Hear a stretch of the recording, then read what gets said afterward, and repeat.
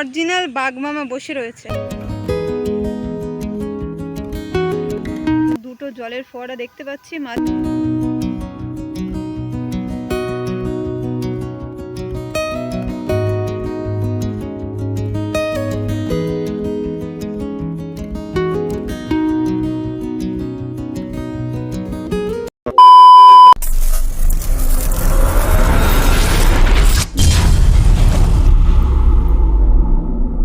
নমস্কার বাঙালি বন্ধুরা, কেমন আছো তোমরা? আশা করছি সকলে সুস্থ আছো এবং ভালো আছো।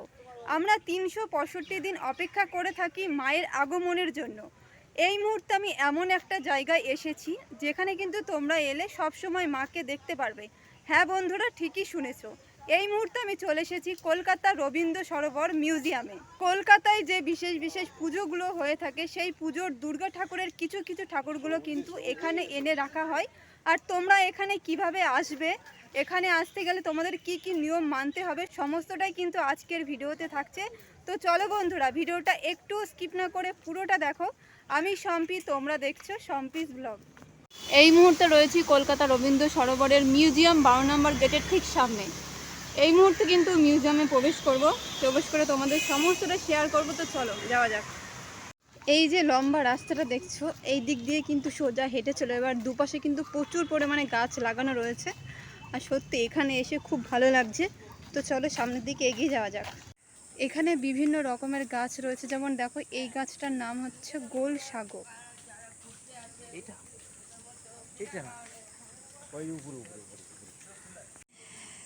যেমন এখানে একটা গাছ দেখতে পাচ্ছি, আর এই গাছটার কিন্তু নামও দেয়া রয়েছে। গাছটা অনেকটা উচ্চতায়, এই দেখো গোল সাগো। তো চলো আস্তে আস্তে সামনের দিকে এরকম গাছ আরও দেখতে পারবো।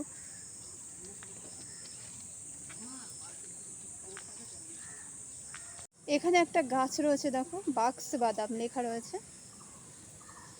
গাছটাতে কিন্তু অলরেডি বাদাম হয়ে রয়েছে, এখান থেকে তোমাদেরকে আমি দেখাতে পাচ্ছি যতটা। তো চলো আস্তে আস্তে সামনের দিকে এগিয়ে যাব।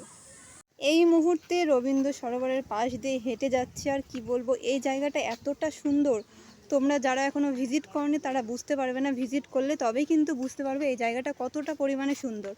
তো চলো এবার আস্তে আস্তে এগিয়ে যাব সামনের দিকে। এখানে শুধু মা দুর্গাকে এনেই রাখা হয় না, এখানে কিন্তু মানে ঘুরতে আসার জন্য বেস্ট জায়গা। এই জায়গাটা দেখছো, এটা কিন্তু ভিডিও শ্যুটের জন্য পারফেক্ট জায়গা, এই রবীন্দ্র সরোবরের পাশে। আর এই সাইডে যে গাছগুলো দেখতে পাচ্ছ, মানে সব মিলে মনোরম পরিবেশ বলতে পারো। তো চলো, এই ল্যাম্পগুলো সচরাচর দেখা যায় না, অনেক পুরনো, খুব সুন্দর লাগছে দেখতে। আর এই খেজুর গাছটা দেখো, অলরেডি কিন্তু খেজুর ধরে রয়েছে, ওই দেখো ছোট ছোট দেখা যাচ্ছে ভেতরটাতে। তো চলো আস্তে আস্তে এগিয়ে যাব সামনের দিকে।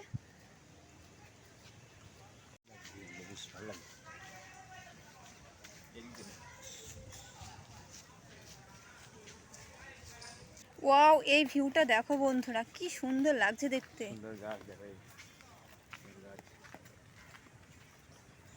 পুরো লাভ শেপ।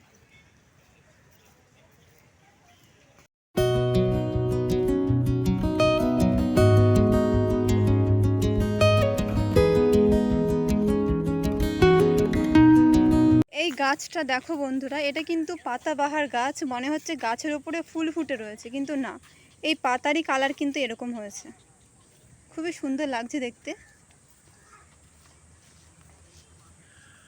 এখানে ঢুকতে ডান সাইডে তোমাদেরকে আমি দেখালাম রবীন্দ্র সরোবর লেক, আর বাঁ সাইডেই কিন্তু দেখতে পাচ্ছি পদ্ম ফুলের গাছ। প্রচুর পরিমাণে এখানে গাছ রয়েছে, আর মাঝখানে কিন্তু আমরা দুটো জলের ফোয়ারা দেখতে পাচ্ছি। মাঝে মাঝে কিছু কিছু পদ্ম ফুলও কিন্তু ফুটে রয়েছে, বেগুনি কালারের। এখান থেকে দেখা যাচ্ছে না, তবে আমি চোখ দিয়ে দেখতে পাচ্ছি। খুবই সুন্দর এই যে জায়গাটা, এটা কিন্তু সত্যি অসাধারণ জায়গা। মনে হচ্ছে অরিজিনাল বাঘমামা বসে রয়েছে। আমি তোমাদেরকে আস্তে আস্তে মিউজিয়ামের দিকে চলে যাব, গিয়ে মা দুর্গাকে দেখানোর চেষ্টা করব। ফাইনালি অনেকক্ষণ ধরে হাঁটতে হাঁটতে চলে আসলাম রবীন্দ্র সরোবরের একেবারে ভেতরে, যেখানে মাকে রাখা হয়েছে। এই দেখো লেখা রয়েছে মা ফিরে এলো, আর সামনে কিন্তু খুব সুন্দরভাবে ডিজাইন করা রয়েছে প্রদীপ দিয়ে। তো চলো আস্তে আস্তে তোমাদের সঙ্গে শেয়ার করব। মা ফিরে এলো, একেবারে চলে আসলাম মিউজিয়ামের ভেতরে। আর দেখো এখানে লেখা রয়েছে মা ফিরে এলো। আস্তে আস্তে বা সাইডে গিয়ে বা সাইডে ঠাকুরটা দেখিয়ে দেবো।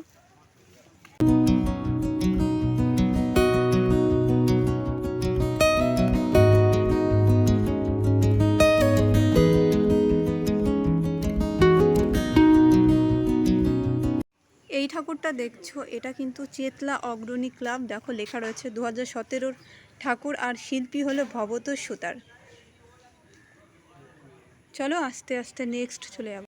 অপোজিটে যে ঠাকুরটাকে রাখা হচ্ছে সেটার কাছে চলে আসলাম। এই ঠাকুরটাও কিন্তু অপরূপ সুন্দর। আর এই দেখো খুবই সুন্দর লাগছে দেখতে।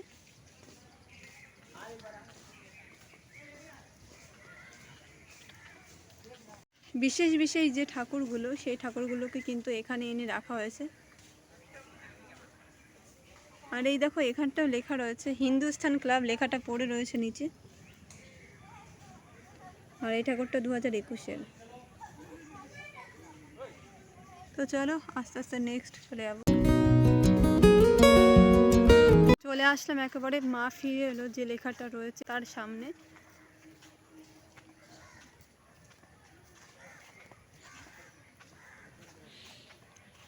ওয়াও, ভেতরটা দেখো কতটা সুন্দর।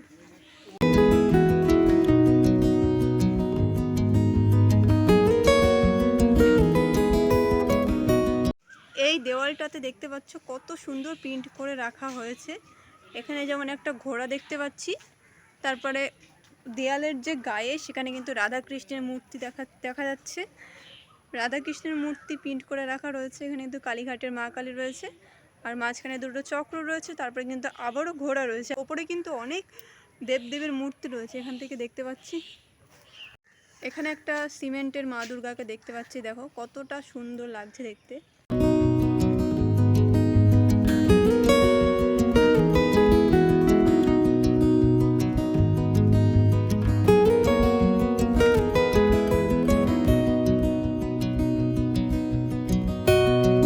ফাইনালি চলে এসেছি একেবারে মিউজিয়ামের ভেতরে। আর ভেতরটা দেখতে পাচ্ছ কতটা পরিমাণে সুন্দর লাগছে দেখতে।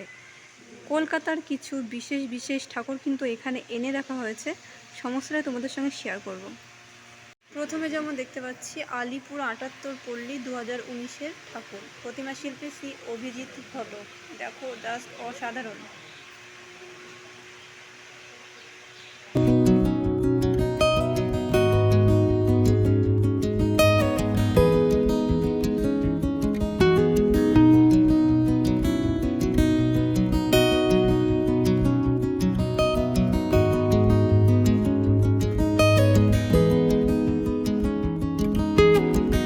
অপোজিটে একটা ঠাকুর রয়েছে দেখতে পাচ্ছ, এই ঠাকুরটাও কিন্তু মারাত্মক সুন্দর লাগছে দেখতে। মানে পিতল টাইপের জিনিস দিয়ে এই ঠাকুরটা বানানো হয়েছে। তারপর নেক্সট দেখিয়ে দেবো। নেক্সট একটা ঠাকুর রয়েছে দেখছো, এই ঠাকুরটা কিন্তু মারাত্মক। এটা হচ্ছে সন্তোষপুর লেকপল্লী 2020-এর প্রতিমা শিল্পী শ্রী সোমনাথ মুখার্জি।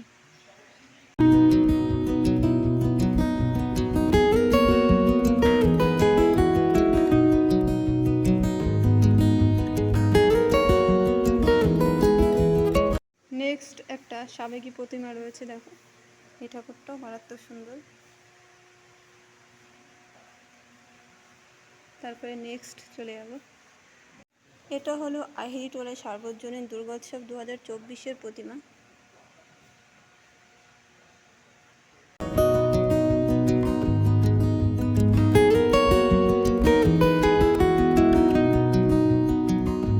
তারপরে নেক্সট চলে আসলাম। এই ঠাকুরটাও কিন্তু মারাত্মক, কোথাকার সেটা দেওয়া নেই। চেতলা অগ্রণী 2020, প্রতিমা শিল্পী শ্রী অনির্বাণ দাস।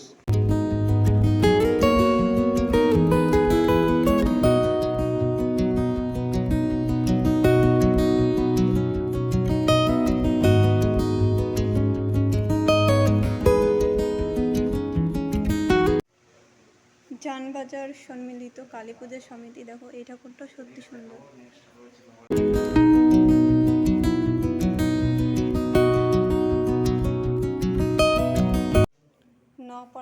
দাদাভাই সংঘ 2023-এর প্রতিমা শিল্পী শ্রী সুবিমল দাস। ওয়াও, মনে হচ্ছে জীবন্ত মা এখানে বসে রয়েছে।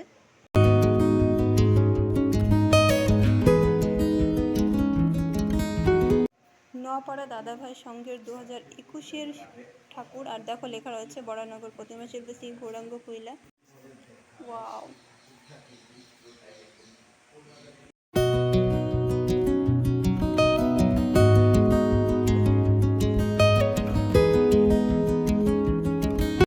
এখানে দেখো রয়েছে গলফিন শারদোৎসব কমিটি প্রতিমা শিল্পী শ্রী স্বরূপ নন্দী। এই ঠাকুরটা মারাত্মক সুন্দর।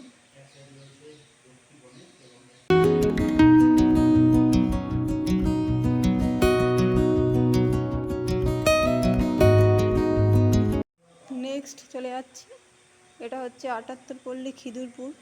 দেখো প্রতিমা শিল্পী শ্রী নির্মল মালিক।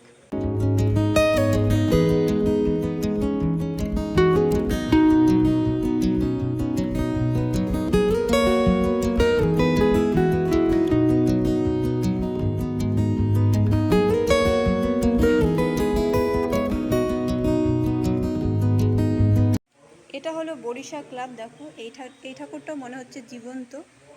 মায়ের মুখমণ্ডলটা একটু আলাদা, আর মায়ের যে শরীরের গঠন সেটাও কিন্তু একটু অন্য রকমের।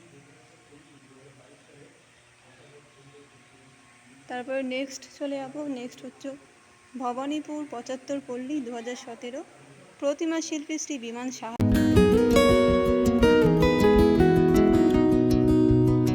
নেক্সট চলে আসলাম জিতেন্দ্র স্মৃতি সংঘ 2022 প্রতিমা শিল্পী স্বপন সরকার।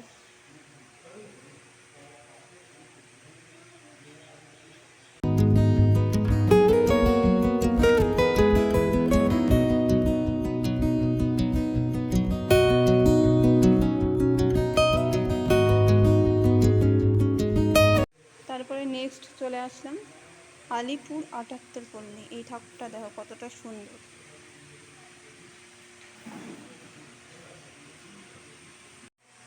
এই যে ঠাকুরটা সেটা তো তোমাদের আমি আগেই দেখিয়েছি। এই ছিল মানে এই কটা ঠাকুর এখানটায় রয়েছে। আমরা 365 দিন অপেক্ষা করে থাকি মায়ের আগমনের জন্য, সেটা কিন্তু অপেক্ষা করতে হবে না। তোমরা কলকাতার রবীন্দ্র সরোবরে আসলেই কিন্তু এই ঠাকুরগুলো দর্শন করতে পারবে। এক ঝলকে দেখে নাও পুরো মিউজিয়ামটা।